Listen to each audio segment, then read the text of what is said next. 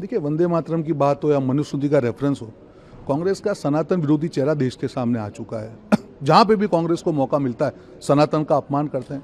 आप करिए, आप अपनी बात करिए, पर आपको किसने अधिकार दे दिया कि सनातन के अपमान करके आप अपनी राजनीति चलाएंगे?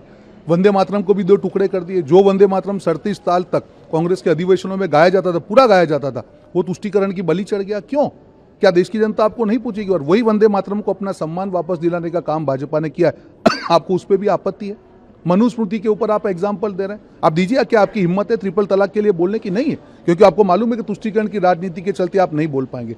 जिस महिला बहनों, मुस्लिम महिला बहनों को अधिकार देने का काम एनडीए सरकार ने किया, आप उनके साथ भी नहीं खड़े रहे। कौन से मुंह से आप महिलाओं की बात करते हैं? पूरा देश आपकी दोगली राजनीति देखता है। छात्रों की गूंज सिर्फ आपकी गूंज है, जो आपके नेताओं को भी नहीं सुनाई देती है। छात्रों की गूंज ऐसी गूंज है जो झारखंड में नहीं सुनाई देती है। और आपकी विफल राजनीति, जो कांग्रेस पार्टी की विफल राजनीति धरातल से कट चुकी है, गलत फेक वीडियो डाल के आपको अपनी राजनीति चलाने का विफल प्रयास करने पर मजबूर बना रही है। देखिए, सीजेपी की राजनीति देश के सामने उजागर हो चुकी है।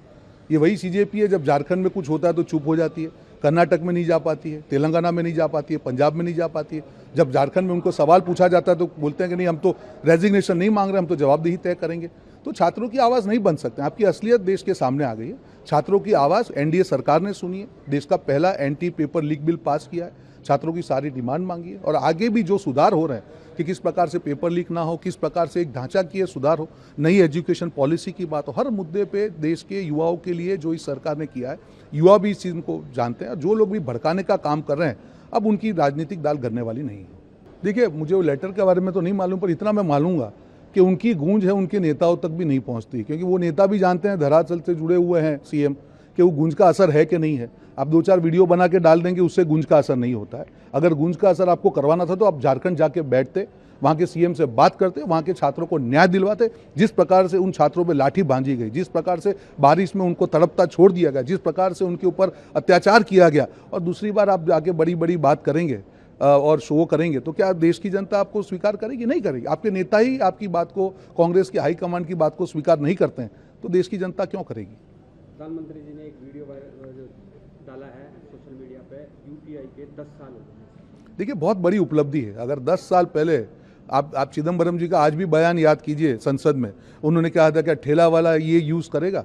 आज उन्होंने ही अपनी असलियत देश के सामने रख दी। ये बहुत बड़ी उपलब्धि है। यूपीआई देश की शान है, देश की जान है, देश का सम्मान है। किस प्रकार से यूपीआई के 10 साल में आज मात्र भारत तक सीमित नहीं है, पूरे विश्व में यूपीआई फैल रहा है। ये मुझे लगता है देश की सरकार की बहुत बड़ी उपलब्धि है। और यूपीआई से देश ने साबित कर लिया कि जो कैशलेस की जो बात थी, सिर्फ बात नहीं थी, उसको हकीकत में उसको उजागर करके दिखाया।